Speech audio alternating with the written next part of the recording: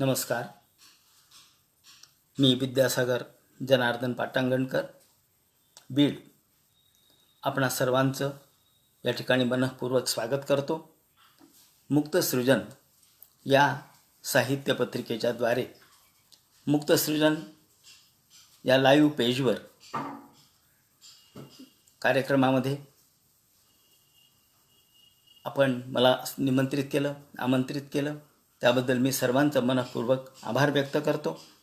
आणि या मुक्तसृजन कार्यक्रमामध्ये मला पाटांगण मठातील हस्तलिखित या विषयावर माझे विचार प्रगट करण्यासाठी आमंत्रित करणारे आमचे मित्र प्राध्यापक डॉक्टर महेश खरात, त्यांचे सहकारी प्राध्यापक दहिफळे सर, प्राध्यापक देशमुख सर यांचंही मनःपूर्वक आभार व्यक्त करतो.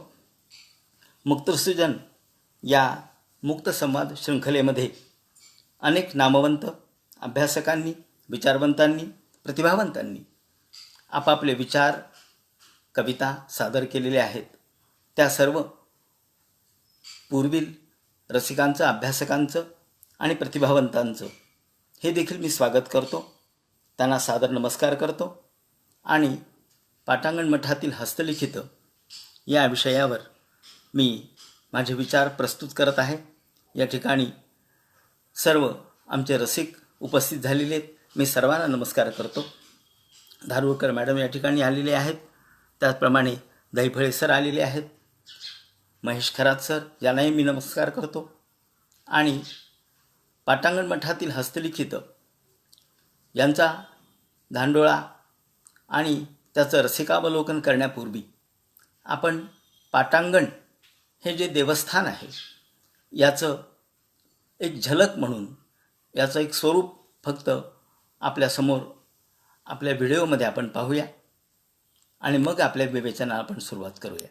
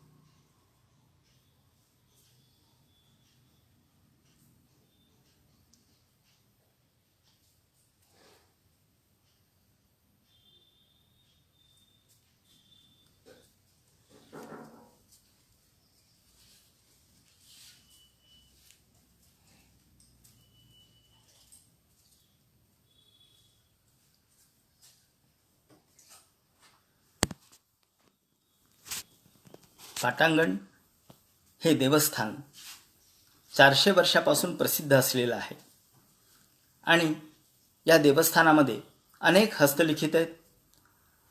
या हस्तलिखितांची एक परंपराच या संस्थानला लाभलेली आहे. या हस्तलिखितांचं लेखन करणारे, त्याचं जतन करणारे, संवर्धन करणारे त्या सर्वांचं मी खरोखर मनःपूर्वक ऋणी आहे. त्या सर्वांना मी वंदन करतो. विशेषतः आमचे आजोबा मथुरानाथ बुवा गोसावी, ज्यांनी इतिहासाचार्य राजवाडे यांना ज्ञानेश्वरीची हस्तलिखित प्रत उपलब्ध करून दिली. त्यांच्यामुळंच पाटांगणाचं नाव महाराष्ट्रात आणि सर्वदूर पसरलं गेलं. त्यांनाही मी या ठिकाणी वंदन करतो. आणि सहज प्रश्न उपस्थित होईल की या हस्तलिखितांची आज गरज काय आहे. जेव्हा आमचे मित्र डॉक्टर महेश खरात मला म्हणाले की आपण मुक्तसृजनवर आपले विचार प्रगट करा, त्यांनी मला निमंत्रित केलं, त्याबद्दल मी त्यांचा आभार व्यक्त करतो. तेव्हा मी त्यांना म्हणालो की मी एक वेगळा विषय घेऊन तुमच्या मुक्तसृजनच्या व्यासपीठावरती येऊ इच्छितो. हा वेगळा विषय म्हणजे हस्तलिखितांचा विषय. खरं म्हणजे हस्तलिखितांच्याकडे आज तरुण वर्ग फारसा आकर्षित झालेला नाही, होत नाही. किंबहुना आपल्याकडे एक परंपरा शिलालेखांच्यापासून मराठीची सुरू होते. शिलालेख आहेत, ताम्रपट आहेत आणि मग हस्तलिखित आहेत. हस्तलिखितांचा एक फार मोठा संग्रह महाराष्ट्रात आणि महाराष्ट्राबाहेर सर्वत्र आहे. विशेषतः मराठीच्या दृष्टिकोनातून विचार केला तर संतांनी आपले अभंग, साहित्य, पद हे सगळं हस्तलिखिताच्या स्वरूपामध्ये नोंदवलेलं आहे. आणि त्यामुळं हस्तलिखितांना एक फार विशिष्ट महत्त्व आपल्या परंपरेत आहे. वास्तविक हस्तलिखित हा एक दुर्लक्षित विषय, परंतु मुद्रण कला ज्या वेळेला माहीत नव्हती, मुद्रण कला जेव्हा निर्माण झाली किंवा सुरू झाली, मला वाटतं माझ्या कल्पनेप्रमाणे, माझ्या आठवणीप्रमाणे इसवी सन 1806ला सेरामपूर या ठिकाणी पहिला मुद्रणाचा व्यवसाय सुरू झाला आणि त्यानंतर मग मुद्रणकला अस्तित्वात आली. पण त्याच्या आधीची सगळी जी साधनं आहेत ती फक्त हस्तलिखिताच्या स्वरूपात उपलब्ध आहेत. आणि त्यामुळं हस्तलिखितांचा अभ्यास हा एक फार महत्त्वाचा सांस्कृतिक दृष्टिकोनातून ठेवा असलेला आहे. आणि या ठेव्यांचा, या धनाचा आपण मनःपूर्वक अभ्यास केला पाहिजे. हे एक वाङ्मय धन आपण जपलं पाहिजे, जोपासलं पाहिजे. आजच्या संगणकीय युगामध्ये या मध्ययुगीन असणाऱ्या हस्तलिखितांचा काय उपयोग, असा प्रश्न अनेकदा अनेकांच्या मनामध्ये उपस्थित होऊ शकतो. मी या ठिकाणी माझ्यापुरतं उत्तर एवढंच देईन की अशा प्रतिकूल काळामध्ये, ज्या वेळेला कागद उपलब्ध नव्हता, शाई उपलब्ध नव्हती, स्वतः शाई तयार करावी लागत असे, कागद देखील महामुश्किलीने तयार करावा लागत असे, तो सहजासहजी मिळत नव्हता. अशा काळामध्ये एवढ्या हस्तलिखितांच्या निमित्ताने आपल्यासमोर जे वाङ्मय धन उपलब्ध करून दिलं, या सर्वांचं आपण ऋणी राहिलं पाहिजे. आणि या ऋणाईताच्या भावनेतून आपण या हस्तलिखितांचा विचार करूया. आज महाराष्ट्रामध्ये किंवा मराठीच्या दृष्टिकोनातून विचार केला तर हस्तलिखित शास्त्र, ज्याला आपण मॅनस्क्रिप्टॉलॉजी असं म्हणतो, ते फारसं डेव्हलप झालेलं नाही, फारसं विकसित झालेलं नाही. त्याचा मराठीमध्ये तरी फारसा अभ्यास झालेला नाही. आज त्याची गरज आहे असं मला वाटतं. आणि या दृष्टिकोनातून एक ईषत स्वरूपामध्ये, थोडक्या स्वरूपामध्ये मी पाटांगण मठातील हस्तलिखितांचा अभ्यास आपल्यासमोर मांडणार आहे. या ठिकाणी अनेकांनी माझ्यासमोर प्रतिक्रिया व्यक्त केलेल्या आहेत, तेव्हा या सर्वांना मी मनःपूर्वक धन्यवाद देतो. आणि या हस्तलिखितांचा अभ्यास करत असताना पाटांगण मठातील हस्तलिखित हे जेव्हा मी एक विषय आपल्यासमोर ठेवतोय, तेव्हा हे पाटांगण म्हणजे काय आणि हे केव्हापासून प्रचारात आलं हे मला सांगितलं पाहिजे. या ठिकाणी संत एकनाथ यांच्या काळामध्ये एकनाथ पंचक प्रसिद्ध होतं. महाराष्ट्रामध्ये 3 पंचक प्रसिद्ध आहेत: ज्ञानेश्वर पंचक, एकनाथ पंचक आणि दास पंचायतन. त्यापैकी एकनाथ पंचकामध्ये प्रत्यक्ष पैठणचे एकनाथ यांच्या नावानेच हे पंचक असल्यामुळं यामध्ये 5 कवी स्वतः एकनाथ, त्याचप्रमाणे रामाजनार्दन, विठारेणुकानंदन, जनी जनार्दन, दासोपंत आणि संत एकनाथ अशा 5 जणांचं मिळून हे पंचक प्रसिद्ध होतं. मराठवाड्याशी संबंधित हे पंचक आहे. यापैकी संत जनी जनार्दन हे 16व्या शतकामध्ये होऊन गेले. पाटांगण परंपरेचे म्हणजे माझे ते मूळ पुरुष. माझा साधारणतः आम्ही 11वी-12वी पिढी माझी आहे असं म्हटलं तर चालेल. पूर्वी ते विजापूर या ठिकाणच्या अली आदिलशहाच्या दरबारी नोकरीला होते, परंतु तिकडच्या भागात दुष्काळ पडला आणि दामाजी पंताप्रमाणेच त्यांनी धान्य सर्व गोरगरिबांना लुटलं. अन्नधान्याची लूट केल्यामुळं राजा संतापला आणि त्यांना हत्तीच्या पायाखाली देण्याची शिक्षा त्या ठिकाणी सुनावली. परंतु योगायोग असा की हत्तीनं त्यांना पायाखाली न तुडवता त्यांची मोठ, त्यांचं शरीर आपल्या डोक्यावरती धारण केलं आणि सर्वांना चमत्कार त्या ठिकाणी जाणवला. यावेळेला राजाने पुन्हा नोकरी करण्याची विनंती केली, परंतु जनार्दन ज्या वेळेला विरक्त झालेले होते ते म्हणाले, नाही, पशुने माझ्यातलं आत्मतत्व ओळखलं, माझ्यातला ईश्वर ओळखला, तेव्हा आता मी ईश्वराचा शोध घेण्यासाठी जाणार. म्हणून त्यांनी नोकरीवर पाणी सोडलं, राजीनामा दिला आणि तिथून पंढरपूरला आले. पांडुरंगाचं दर्शन घेतलं आणि तिथून गंगामसला या ठिकाणी आले. माजलगावमध्ये गंगामसला नावाचं छोटंसं गाव आहे, गणपतीचं ठिकाण आहे. आणि ह्या गोदावरी नदीच्या तटाकी त्यांनी तपाचरण केलं. तिथे त्यांना बीडला जाण्याचा आदेश झाल्याप्रमाणे ते बीडला आले. या ठिकाणी त्या काळामध्ये शहेनशाह वली मुस्लिम सुफी संत या ठिकाणी होते. त्यांच्या दर्ग्यामध्ये ते राहिले. अनेक दिवस दर्ग्यामध्ये राहिल्यानंतर बीडचे सिद्धोजी देशमुख, नारोजी सिद्धोजी देशमुख यांना असं वाटलं की बीडमध्ये कोणीतरी महात्मे आलेली आहेत, त्यांना आपण गावात आणावं. म्हणून त्यांनी वाजत गाजत त्यांना गावात आणलं आणि गावामध्ये त्यांना एक आपला बगीचा उपलब्ध करून दिला. जो बगीचा उपलब्ध करून दिला त्यालाच आज पाटांगण असं लोक म्हणू लागले. आणि स्वतः स्वामी जनी जनार्दन शिष्यगणासह आणि आपल्या कुटुंबियासह या ठिकाणी वास्तव्य करून राहिले. जनी जनार्दन यांनी शके 1523 म्हणजे इसवी सन 1601ला समाधी भूम या ठिकाणी घेतली, कारण भूम हे त्यांचं आजोळ होतं. त्याप्रमाणे पाटांगण मठामध्ये जुनी मराठी, संस्कृत अनेक हस्तलिखितं आहेत. पाटांगण हे चर्चेत का आलं याचं उत्तर मी सुरुवातीला दिलेलं होतं की मथुरानाथ बुवा गोसावी यांनी फार मोठे उपकार केले. कारण इतिहासाचार्य राजवाडे हे एक संशोधक म्हणून आपल्याला माहीत आहे आणि यांनी पूर्ण महाराष्ट्र पायी पालथा घातला राजवाडेंनी. आणि वेगवेगळ्या ठिकाणची हस्तलिखितं गोळा करून त्यांनी संग्रह या ठिकाणी धुळ्याला स्थापन केला. राजवाडे लेख संग्रह किंवा राजवाडे संशोधन संग्रह आपल्याला माहीत आहे. यामध्ये अनेक हस्तलिखितं त्यांनी गोळा केलेली होती. याप्रमाणे बीडला आल्यावर पाटांगण आमच्या मठामध्ये ते आले. इथे शके या ठिकाणी 1825 म्हणजे इसवी सन 1903 या ठिकाणी ते आल्यानंतर त्यांनी हस्तलिखितं पाहिली. अनेक हस्तलिखितं या ठिकाणी त्यांनी पाहिल्यानंतर ते म्हणाले, त्यांचे शब्द असेत की 50 ज्ञानेश्वरीच्या प्रती या ठिकाणी पडलेल्या होत्या. 50 ज्ञानेश्वरी किंवा ज्ञानेश्वरीच्या प्रती या ठिकाणी पडलेल्या होत्या. त्यातली एक ज्ञानेश्वरीची प्रत त्यांनी उचलली आणि ही प्रत उचलल्यानंतर त्यांनी सांगितलं की ही प्रत मला द्या. मथुरानाथ बुवा गोसावी यांनी त्यांना ती प्रत दिली.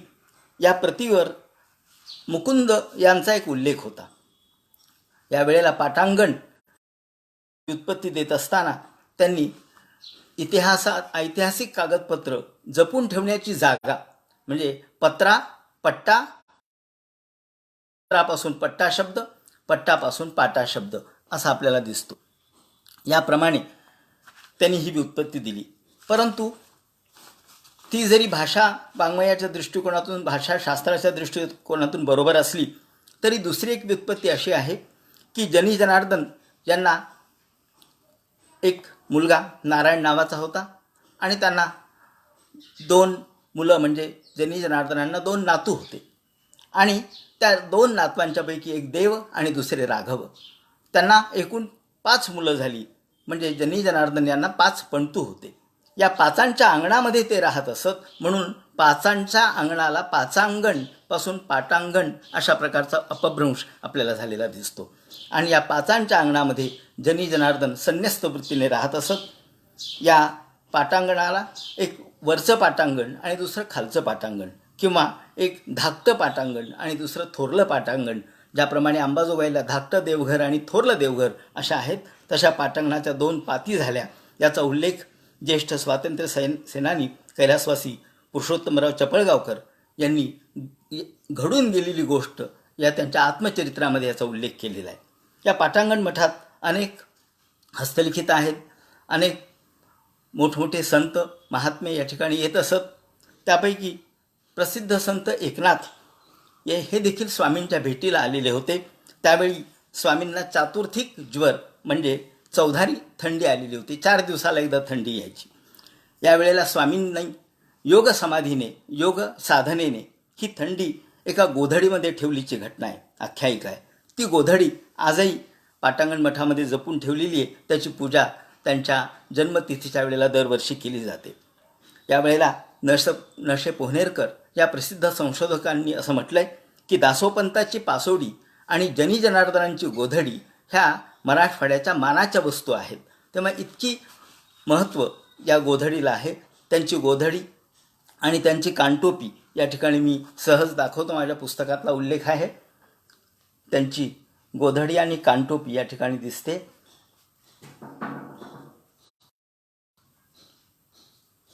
एका बाजूला त्यांची गोधडी आहे, दुसऱ्या बाजूला कानटोपी आहे, वरच्या बाजूला त्यांची भूम या ठिकाणची समाधी आहे.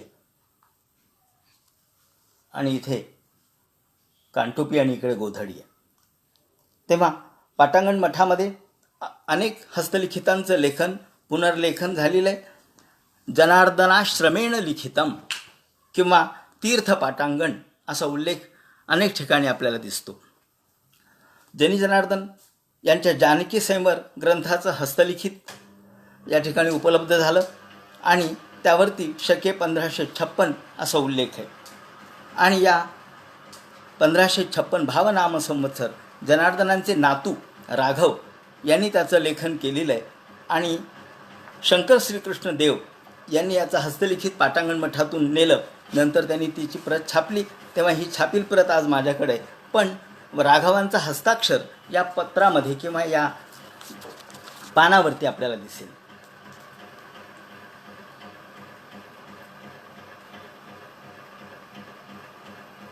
शके 1556 भावनाम संवत्सर म्हणजे जनी जनार्दन यांच्या समाधीग्रहणानंतर 33 वर्षांनी हे हस्तलिखित लिहिलं गेलं. त्याचं हे पान या ठिकाणी आपल्या नजरेसाठी समोर ठेवलेलं आहे. इतिहासाचार्य राजवाडे यांनी शके 1825 म्हणजे इसवी सन 1903 मथुरानाथ बुवा गोसावी यांच्याकडून ज्ञानेश्वरीचं हस्तलिखित मिळवलं. त्यावरती एक श्लोक होता. राजवाडेंनी हेच हस्तलिखित का घेतलं त्याचं कारण त्यावरती एक श्लोक होता. तो श्लोक असा की सद्गुरु मुकुंदेन दत्ता ज्ञानेश्वरी शुभा विद्याधराय शिष्याय स्वीये स्वत्वं न शोभते. या ठिकाणी सद्गुरु मुकुंदेन दत्ता यामधलं मुकुंद शब्द पाहिल्याबरोबर राजवाडे हे जरी संशोधक असले तरी ते एखाद्या शब्दाने भारित होत असत. त्यांना मुकुंद शब्द दिसल्याबरोबर ते म्हणाले की ही मुकुंदराजी प्रत आहे, म्हणजे मुकुंदराजांच्या काळची प्रत आहे. आता वास्तविक मुकुंदराजांचा काळ ज्ञानेश्वरांच्या आधी 1100 वर्ष म्हणजे 100 वर्ष तरी आहे. कारण शके 1110 मुकुंदराज होऊन गेलेले शके, आणि ज्ञानेश्वर त्याच्यानंतर 100 वर्षांनी झाले. परंतु राजवाडेंना ही मुकुंदराजी प्रत आहे असं वाटलं आणि त्यांनी तसंच सिद्धांतही मांडला. ज्ञानेश्वरी घेऊन गेले. गंमत अशी की ज्ञानेश्वरी घेऊन गेल्यानंतर मखलाशी केली, काही व्याकरणाच्या दुरुस्त्या केल्या आणि ती प्रत ज्ञानेश्वरीची सर्वात प्राचीन प्रत आहे म्हणून सगळ्यांच्या समोर मांडली. यावेळेला चर्चेचा गदारोळ उठला. प्रचंड लोक त्यांच्यावरती तुटून पडले आणि हे कसं सिद्ध करता तुम्ही ते सांगा म्हणून त्यांच्यावरती तुटून पडल्यावर त्यांनी वेगवेगळ्या पद्धतीने सिद्ध करण्याचा प्रयत्न केला. शेवटी काही लोक म्हणाले आम्हाला मूळ प्रत दाखवा. पण राजवाडे आता मूळ प्रत कसे दाखवणार, कारण त्यांनी त्याच्यात दुरुस्त्या केलेल्या होत्या, काही मखलाशी केलेली होती. आणि मग एकदा चिडून त्या ठिकाणी महामहोपाध्याय दत्तवामन पोद्दार एके दिवशी त्यांच्याकडे सकाळी गेलेले असताना चिडले आणि राजवाडे यांनी चिडून ती प्रत आंघोळीच्या बंबामध्ये जाळून टाकली. जुन्या काळात आंघोळीचे बंब असायचे, त्याला असा उंच अशा मोठ्या प्रकारचा असा झाऱ्या असायचा, त्यामध्ये त्यांनी टाकून दिलं आणि ती प्रत जाळली. अर्थात सगळे पानं काही जळाले नाहीत. असं म्हणतात की काही पानं राहिले ते दत्तवामन पोद्दार यांनी आपल्या संग्रही ठेवले आणि दत्तवामन पोद्दारांचा सगळा संग्रह SP कॉलेजला त्यांनी दिला असं ते म्हणतात. परंतु SP कॉलेजलाही मला पुन्हा ज्ञानेश्वरीच्या त्या पृष्ठांची काही माहिती लागली नाही. पण आज अर्थात ही मूळ प्रत जी मथुरानाथ बुवा गोसावी यांनी इसवी सन 1903 दिली, ती मूळ प्रत मात्र आज उपलब्ध नाही. हे मुद्दाम मी खेदाने सांगतो. पण त्या काळापासून पाटांगण आणि मुकुंद आणि विद्याधर यांच्यावर चर्चा होत राहिली. हे मुकुंद कोण आणि विद्याधर कोण याच्यावर चर्चा होत राहिली. वेगवेगळे लोकांनी वेगवेगळ्या पद्धतीने आपल्या विचारांची मांडणी केली. त्यामध्ये सर्वात मी उल्लेख करेन की डॉक्टर जोशी, मधुकर रामदास जोशी, जे नागपूरचे मोठे अभ्यासक आहेत, संशोधक आहेत, नाथ संप्रदायावर त्यांचं PhD आहे. तेव्हा आजही त्यांचा अभ्यास चालू आहे. वय वर्ष 85 असूनसुद्धा ते फिरत असतात. अशा डॉक्टर जोशींनी अगदी तारुण्याच्या काळात, त्या काळात 1973-72 ते बीडला आले आणि यावेळेला त्यांनी याचा अभ्यास केला.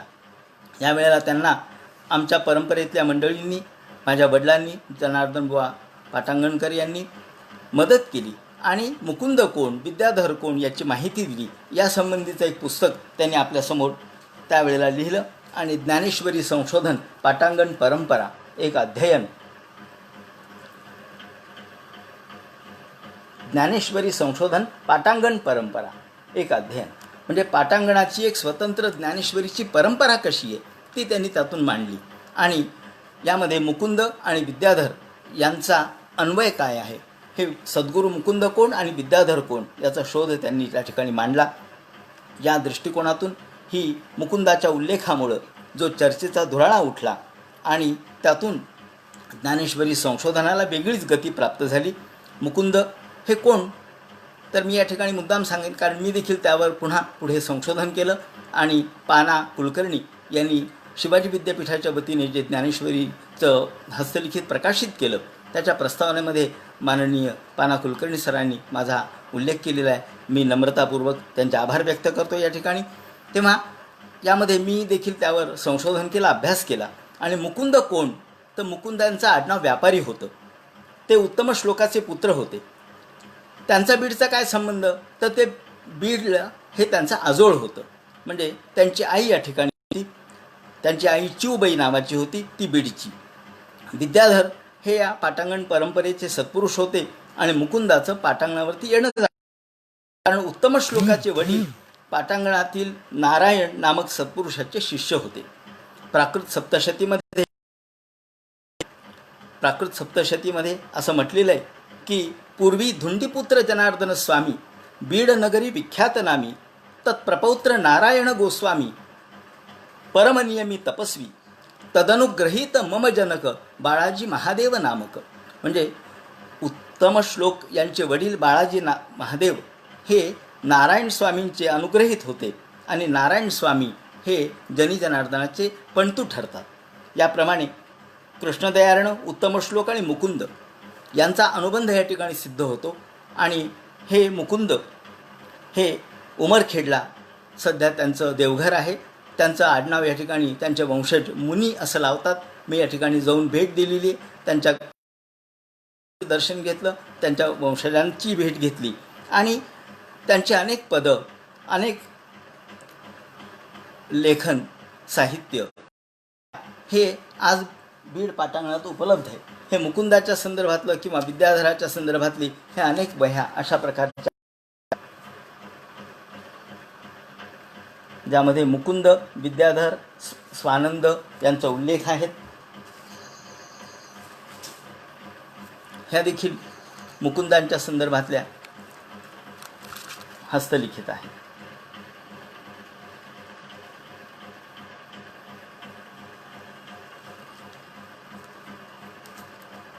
याप्रमाणे सद्गुरू मुकुंद आणि विद्याधर यांचा शोध लागला.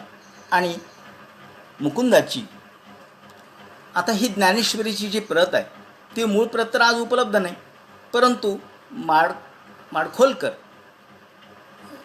माडगावकर यांची प्रत, माडखोलकर नव्हे, माडगावकर यांनी जी असलेली यांच्याजवळची जी प्रत आहे ती प्रत म्हणजे मरा जोशी यांनी असं म्हटलं की माडगावकरांची प्रत आणि राजवाडे यांनी नेलेली प्रत ह्या जुळ्या बहिणीच आहेत, म्हणजे दोन्ही सारख्याच आहेत.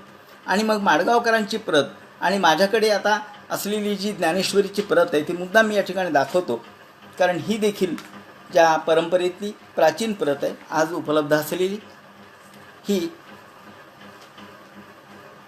शके 1701 लिहिलेली प्रत आहे.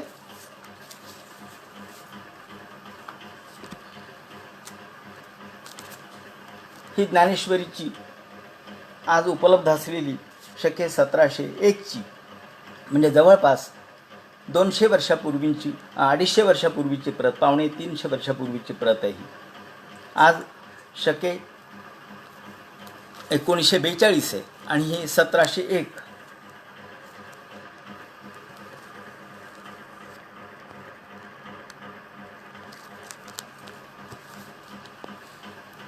या ठिकाणी त्याचं फक्त पहिलं पान या ठिकाणी दाखवतो.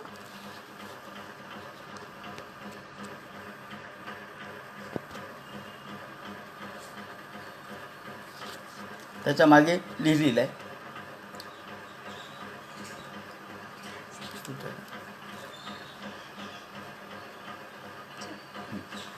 यामध्ये ज्ञानेश्वरी इदम पुस्तकम प्रारंभ हा श्रीकृष्णाय वासुदेव गुरवे नमः अशी या ठिकाणी नोंद आहे.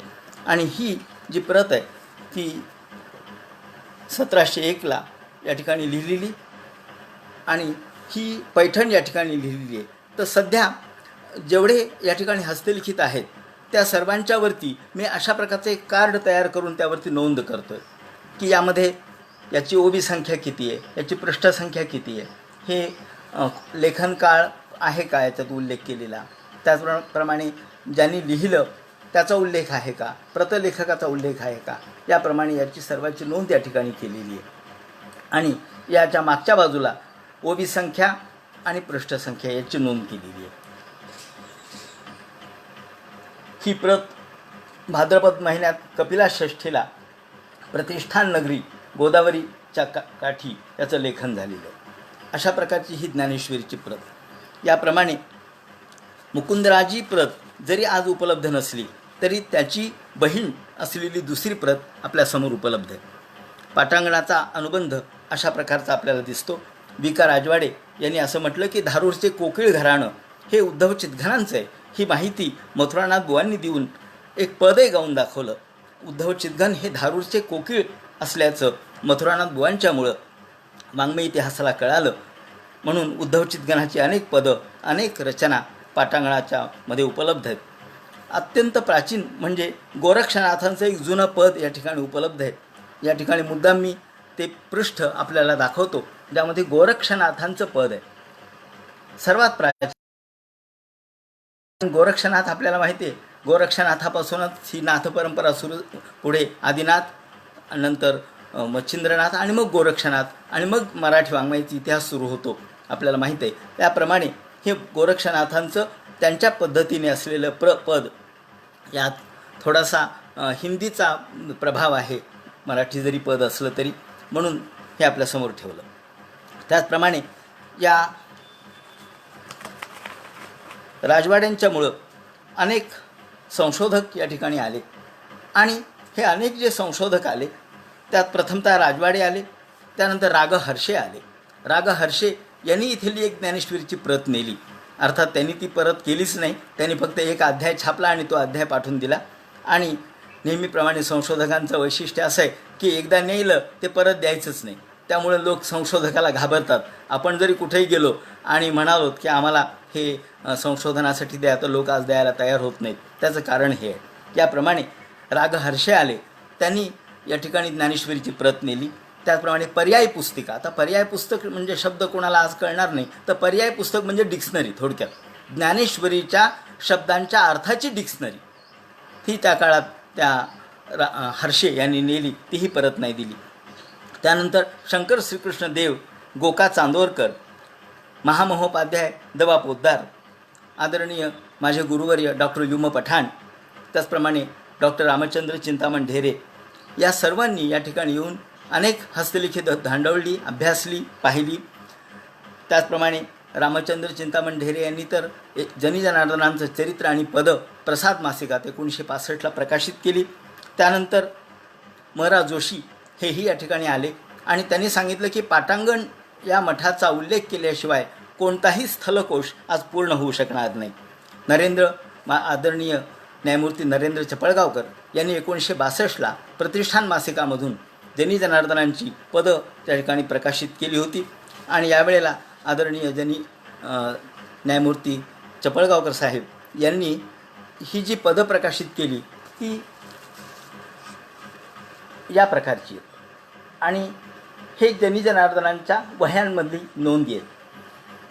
याचा उल्लेख करताना त्यांनी सांगितलं की हे दौलताबादी कागद या ठिकाणी वापरलेला आहे. आता माझा काही अभ्यास नाही आहे कागदाचा, पण आदरणीय चपळगावकर साहेब म्हणतात की हा दौलताबादी कागद आहे आणि या दौलताबादी कागदावरती हे लिहिलेलं आहे. दौलताबादी कागद म्हणजे काय असेल, थोडासा पिवळसर रंगाचा आहे आणि अत्यंत तसं म्हटलं तर रफ अशा स्वरूपाचा, खरबडीत अशा स्वरूपाचा हा कागद आहे. आपला साधा पेन यावर काही चालत नाही. तेव्हा त्या काळात हे अशा दौलताबादी कागदावर लेखन केलेलं आपल्याला दिसतं आणि जनी जनार्दनांची पदं या ठिकाणी दौलताबादी कागदावरती नोंदवलेली आहेत आणि या पदांचा अशा पद्धतीची ही पद आहे. 1946ला जेव्हा मराठवाडा साहित्य परिषदेचं संमेलन बीडला झालं, त्यावेळेला विद्याधर रचित जनी जनार्दन चरित्र हे मांडलेलं होतं वैद्य कसरेकरांच्या निमित्ताने, आणि त्यानंतर ते हैदराबाद या ठिकाणी ते घेऊन गेले. त्याचा सारांश प्रतिभा मासिकामध्ये त्या काळात प्रसिद्ध करण्यात आला. न. पोहनेरकर यांनी तो प्रसिद्ध केला. अलीकडेच प्राचार्य रामदास डांगे सर यांनी ज्ञानेश्वरीची मूलपाठ दीपिका प्रकाशित करण्याच्या निमित्ताने अभ्यासासाठी बीड पाटांगणामध्ये त्यांनी अनेक दिवस वास्तव्य केलं आणि इथला ग्रंथसंग्रह पाहिला, ज्ञानेश्वरीच्या प्रती पाहिल्या. 15व्या-16व्या शतकापासून एक विद्याभ्यासाचं केंद्र म्हणून हे बीडचं पाटांगण प्रसिद्ध आहे. कन्नड लिपीतील काही लेखन या ठिकाणी आहे, मोडी लिपीतलं आहे, उर्दूमधले कागदपत्र आहेत. त्याचप्रमाणे पंचांग, वेगवेगळ्या प्रकारचे पंचांग मला या ठिकाणी मुद्दाम दाखवावंसं वाटतं की एक सचित्र अशा स्वरूपाचं, म्हणजे साधारणतः 250 वर्षापूर्वीचं हे पंचांग आहे. हे याचं मुखपत्र किंवा मुखचित्र तुम्हाला दाखवतो मी. गणेश काढलेले आहेत आणि बाजूला रिद्धिसिद्धी आहेत. शके 1785 रुधिरोद्गारी नाम संवत्सरे असा याचा उल्लेख आहे. म्हणजे साधारणतः 250 वर्ष झाली आणि हे हस्तलिखित स्वरूपाचं पंचांग आहे. हे पंचांग बीडच्याच हरीश शास्त्री यांनी लिहिलं असावं, कारण बीडची खंडेश्वरी नावाची जी ग्रामदेवता आहे त्याचा उल्लेख यावरती आहे. इथं खंडेश्वरी देव्यै नमः किंवा खंडेश्वरी देवी असा उल्लेख आहे. तेव्हा खंडेश्वरी देवीचा उल्लेख हा बीडच्या ग्रामदेवतेचा उल्लेख आहे. म्हणून मला असं वाटतं की हे हरीश शास्त्रींनी हस्तलिखित स्वरूपातलं पंचांग लिहिलेलं आहे. अशा प्रकारचं हे पंचांग आहे. या ठिकाणी या आता जे मी चित्र दाखवलं हे गणेशाचं, त्याच्या मागच्या बाजूला याचा शकाचा उल्लेख आहे. शके या मागच्या बाजूला आहे. रुधिरोद्गारी नाम संवत्सरे असं याचं म्हटलं आहे. सर्वात जुनं असणारं हे पंचांग देखील इथं आहे. हे सर्वात जुनं असणारं पंचांग पाटांगण मठातलं हे हस्तलिखित स्वरूपातलं आहे.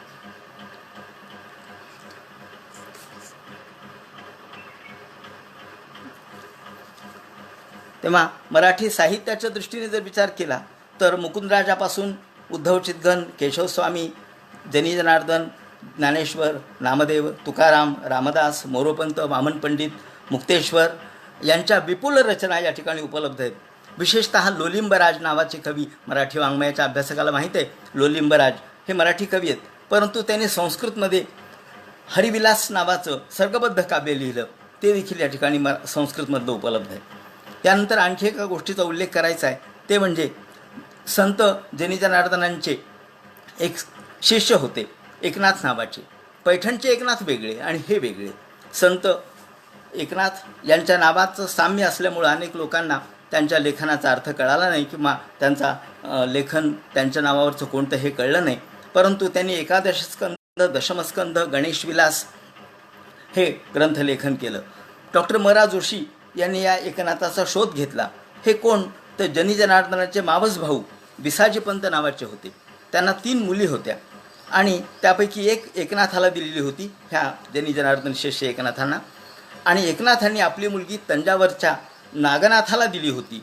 तंजावरचे प्रसिद्ध माधवस्वामी नावाचे कवी होऊन गेले.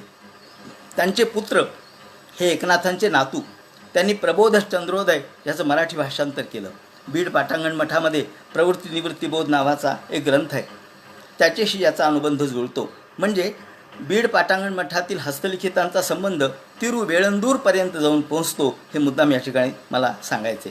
तेव्हा हे जे दुसरे एकनाथ आहेत, यांनी जो दशमस्कंद लिहिला तो आज अप्रकाशित स्वरूपात आहे आणि तो कुठेही प्रसिद्ध नाही. तो हस्तलिखित स्वरूपात एकनाथांच्या म्हणजे जनी जनार्दन शिष्य एकनाथ यांचा हा दशमस्कंद आहे.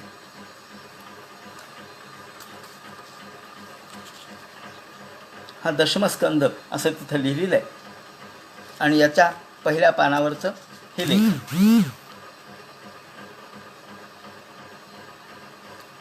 हा अपूर्ण ग्रंथ आहे, उपलब्ध आहे. तेव्हा या दशमस्कंदाचं वैशिष्ट्य असं की जेव्हा गोका चांदोरकर या ठिकाणी आले एक 50 वर्षापूर्वी, 60 वर्षापूर्वी, त्यांनी हा जो ग्रंथ अभ्यासला, पाहिला, रात्रभर पाहिला आणि मग त्यांना असं वाटलं की एकनाथांच्या बनावट नावावर कुणीतरी ग्रंथ लिहिला आहे. परंतु हा बनावट वगैरे नाही. एकनाथ हे दुसरे एकनाथ आहेत आणि ते जनी जनार्दन शिष्य एकनाथ आहेत. हा ग्रंथामध्ये एकूण पृष्ठसंख्या 252 आहे. मी याचं कार्ड अशा पद्धतीने तयार केलं आहे की त्याचं पृष्ठसंख्या किती आहे, त्याची लेखन कुणी केलं आहे, त्याच्यामध्ये काय आहे. हा मराठी ग्रंथ आहे. अशा पद्धतीने या चांदोरकर सूचीमध्ये त्यांची नोंद आपल्याला आढळते. त्यानंतर जनी जनार्दन यांचं चौरिक लीला नावाचं एक काव्य आहे. ते नामसाम्यामुळं एकनाथांच्या नावावर टाकलं गेलं. परंतु मी जेव्हा जनी जनार्दन यांच्यावरती PhD करण्याच्या निमित्ताने अभ्यास केला त्यावेळेला मी तंजावर येथील सरस्वती महाल लायब्ररी किंवा सरस्वती महाल ग्रंथालय, सरफोजी राजे भोसले यांनी उभं केलेले हे ग्रंथालय यांच्या यांच्याकडून काही लेखन मागून घेतलं. या ठिकाणी लांडगे सर आलेले आहेत, अमोल पालकर सर आहेत, त्याचप्रमाणे शिरसट सर आहेत, मोरे सर आहेत. या सर्वांचं मी स्वागत करतो आणि आपण सगळे आलात म्हणून तर मला थोडासा उत्साह या ठिकाणी मिळतो. या सरस्वती महाल लायब्ररीमधून मी जनी जनार्दनांचं एक चौरिक लीलेचं हस्तलिखित मागून घेतलं. मुद्दाम तुम्हाला यासाठी दाखवतो की परभाषिक राज्यामध्ये मराठीचं जतन 40-1 वर्षापूर्वी मागून घेतलेलं मी नकलून चौरिक लीलेचं हे हस्तलिखित आहे, ते नकलून घेतलेलं आहे. म्हणजे पाटांगण मठातील हस्तलिखित ही बेंदूरपर्यंत किंवा अगदी कर्नाटकापर्यंत सरस्वती महाल लायब्ररीपर्यंत कशी पोहोचली याचा आपल्याला या ठिकाणी फक्त नमुना देण्यासाठी मी सांगितलं. त्यानंतर याच एकनाथांचा एकादश स्कंद हा धुळ्याला बाडांक 729 आहे. याप्रमाणे या ज्ञानेश्वरीचं संशोधन, एकनाथांच्या निमित्ताने केलेलं संशोधन आणि मुद्दाम या ठिकाणी उल्लेख करतो तो समश्लोकीचा. गीताई आणि समश्लोकी यामध्ये खूप साम्य आहे आणि त्यामुळं असं लोक म्हणाले की विनोबा भावे यांनी गीताई जी लिहिली ती समश्लोकी पाहूनच लिहिली. मोठ्या प्रतिभावंताबद्दल आपण असं म्हणू शकत नाही, परंतु कदाचित विनोबांच्या पाहण्यामध्ये ही समश्लोकी आलेली असली पाहिजे आणि या ठिकाणी ही समश्लोकी मुद्दाम मी आपल्यासमोर ठेवलेली आहे.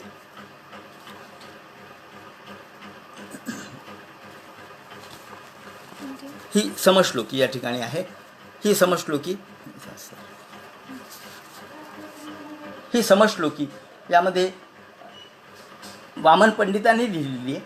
त्यामध्ये गीता जशी 700 श्लोकाची तसे हे 700 श्लोक आहेत आणि मध्ये दोहरा आहे, टीका आणि श्लोक अशा पद्धतीची ही रचना आहे. याचं मुद्दा मी आपणाला उघडून दाखवतो म्हणजे याचा अक्षर कळेल, याची मांडणी कळेल, किती सुंदरपणाने हे लिहिलेलं आहे लक्षात येईल.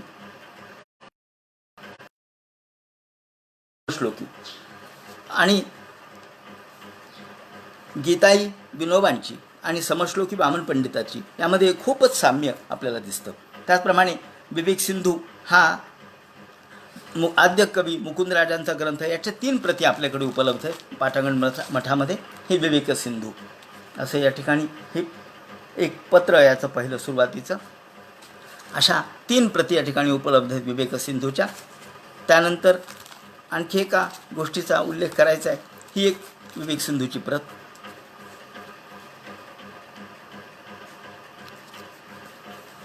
हे या पद्धतीने याचं लेखन पहा.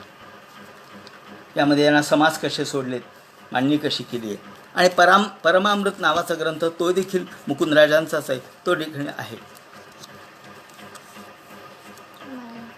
परमामृत मुकुंदराजांचा ग्रंथ, श्री परमामृत ग्रंथ प्रारंभ मुकुंदराजकृत असा स्पष्ट उल्लेख या ठिकाणी आहे. याप्रमाणे या मोरोपंत वामन पंडित यांच्या अनेक रचना आहेत आणि शतश्लोकी ही वामना या ठिकाणी साम्राज्याची शतश्लोकी उपलब्ध आहे. त्याचप्रमाणे सहजखुंड नावाचा ग्रंथ या ठिकाणी मुद्दाम मी आपणाला दाखवतो. केदार सैव नावाचा याचा लेखक आहे आणि हा जो सहज खूण ग्रंथ आहे हा महत्त्वाचा यासाठी छोटासा ग्रंथ आहे, पण तुकारामांची जी चैतन्य परंपरा आहे, तुकारामोत्तर चैतन्य परंपरा याचा उल्लेख या ठिकाणी आहे.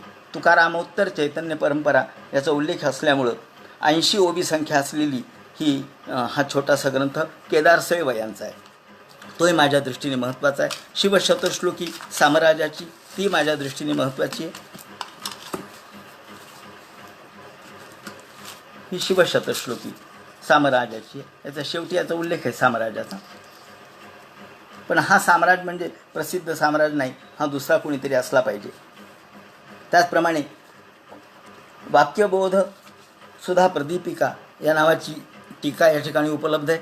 आणि ही यासाठी महत्त्वाची आहे की या सर्वांचे उल्लेख कुठेही वाङ्मय कोशामध्ये नाहीत, म्हणून माझ्या दृष्टीने ते महत्त्वाचे आहेत. त्याचप्रमाणे आणखी एका गोष्टीचा उल्लेख केला पाहिजे, ते म्हणजे चतुर्वेद गर्भित गीताभाष्य.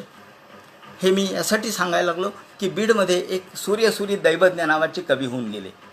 त्यांनी गीतेवर 4 वेदांच्या अन्वयातून एक गीता टीका लिहिली. ही संस्कृतमध्ये, परंतु ही गीता टीका आजही अप्रकाशित आहे, अप्रसिद्ध आहे. आणि या गीता टीकेच्या सुरुवातीला या ज्या हरिशास्त्री नावाच्या लेखकांनी, म्हणजे त्यांच्याच वंशजांनी, हरिशास्त्री यांनी याचं लेखन केलं आणि गीता टीकेच्या निमित्ताने त्यांचं चरित्र या ठिकाणी सांगितलं. आणि ही चतुर्वेद गर्भित गीता टीका या दृष्टीने मला महत्त्वाची वाटते, कारण हे भाष्य जे आहे चतुर्वेद गर्भित गीता, हे भाष्य अनेक अर्थाने महत्त्वाचं आहे. ज्यामध्ये स्वतः याच लेखकांनी, म्हणजे सूर्यसूरी दैवज्ञ याला दुसरे भास्कराचार्य असंही म्हणतात. या निमित्ताने मी आणखी एक गोष्ट सांगू इच्छितो की ज्याला भास्कराचार्य आपण म्हणतो, त्या भास्कराचार्यांनी माझ्याकडं हे छापील जरी प्रत असली तरी खूप जुनी आहे आणि या 1866ला ही छापलेली आहे. यामध्ये गुरुत्वाकर्षणाचा सिद्धांत सांगणारा हा श्लोक आहे वरचा. आकृष्टश्च मही तावत हा जो श्लोक आहे हा गुरुत्वाकर्षणाचा सिद्धांत सांगणारा श्लोक आहे. हा भास्कराचार्यांनी त्या काळात मांडला. तेव्हा हे भास्कराचार्यांच्या ग्रंथावर भाष्य लिहिणारा हा कवी होता. यांनी अनेक ग्रंथ लिहिले आणि आपल्यासमोर मग नृसिंहचंपू, त्याचप्रमाणे रामकृष्ण विलोम काव्य हे देखील लिहिलं. असे अनेक ग्रंथ यांनी लिहिले. त्याचप्रमाणे उत्तर गीता टीका लिहिली. आणि या ठिकाणी मला आणखी 1-2 मिनटं मी फक्त आपण घेणार आहे. काही गोष्टीचा उल्लेख या ठिकाणी केला पाहिजे. तुलसीदासकृत अनेक साहित्य या ठिकाणी आहे. त्यापैकी तुलसीदासांची दोहरा असलेली रचना आणि त्याची बेलबुट्टी या ठिकाणी पहा. तुलसीदासाचं हे काव्य अयोध्याकांड अप्रसारखं काढलेलं आहे. त्यानंतर ही अत्यंत बारीक छोटीशी अशी गीतेची प्रत आहे. ही गीता आहे, हे पाहायचं शेवटी लिहिले गीता किती छोटी आहे पहा.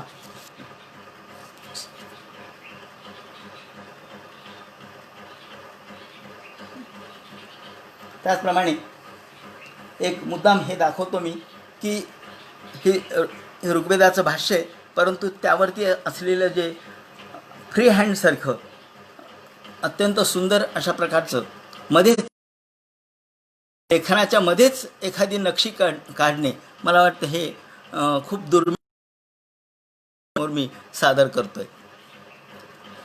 दिसलंय ना आपल्याला सर्वांना. आणि त्याचप्रमाणे आवाज येत नाही तुमचा. आवाज येत नाही, बरं आवाज तर माहीत नाही. त्याचप्रमाणे ही एक रचना, हे तसंच या निमित्ताने मला आणखी एक गोष्ट आपणाला सांगायची आहे. तुकारामाचं कुठे आहे की या लॉकडाऊनच्या काळामध्ये अभ्यास करता करता फार 20 वर्षापूर्वी मी काही गोष्टी गणांक म्हणून लिहून ठेवलेल्या होत्या, परंतु वेळ फारसा मिळाला नाही आणि लॉकडाऊनच्या काळामध्ये वेळ मिळाला म्हणून मी आवाज येतोय का विचारायला? आवाज येतोय का? आवाज येतोय का? येत असेल. हो, मी याचं स्कॅन करणार आहे. याचं मायक्रोफिल्मिंग हे देखील मी करण्याचं काम सुरू करणार आहे.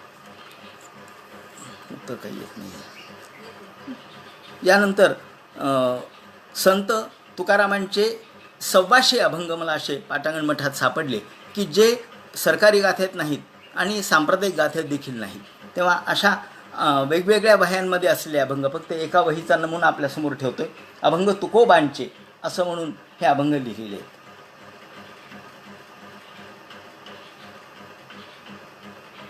वेगवेगळ्या वह्यांमध्ये हे अभंग याप्रमाणे आणि अक्षर सुंदर आहे यातलं.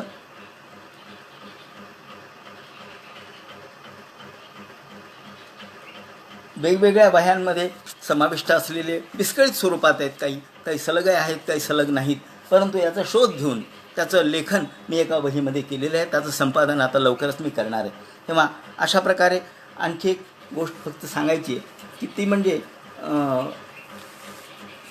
जुन्या काळामध्ये एक मोक्षपट किंवा ज्याला आपण विज्ञानपट ज्ञानदेवकृत म्हटलं आहे. मला ज्ञानदेवकृत नसेल हा, परंतु एक नमुना म्हणून मी आपल्यासमोर आपण जसं सापशिडीचा खेळ खेळतो त्याप्रमाणेची ही सापशिडी आहे आणि यामध्ये मोक्षपट दाखवलेला आहे.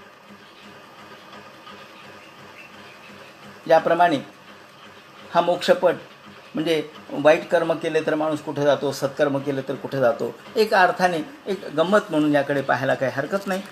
आध्यात्मिक सगळी परिभाषा या ठिकाणी वापरलेली आहे. तेव्हा एक सहज दाखवा म्हणून मी या ठिकाणी हा मोक्षपट आपल्याला दाखवला, ज्ञानपट आपल्याला दाखवला. अशा प्रकारे विविध पद्धतीने या ज्ञानेश्वरांच्या धन्यवाद. माझा आवाज येतो आहे, आपण कॉमेंट दिली त्याबद्दल धन्यवाद. मी या सगळ्यांचा आपल्या पूर्ण वेळ आता अभ्यास करतो आहे. पाटांगण मठातल्या हस्तलिखितांचा अभ्यास हा यानंतर माझा जवळपास 10-1 वर्ष तरी हा प्रकल्प राहणारच आहे. आणि या निमित्ताने याचं स्कॅनिंग आहे, त्याचं मायक्रोफिल्मिंग आहे, त्याचं वेगवेगळ्या पद्धतीने याचं लॅमिनेशन आहे, हे मी करतो आहे. आणि या निमित्ताने हा सगळा अभ्यास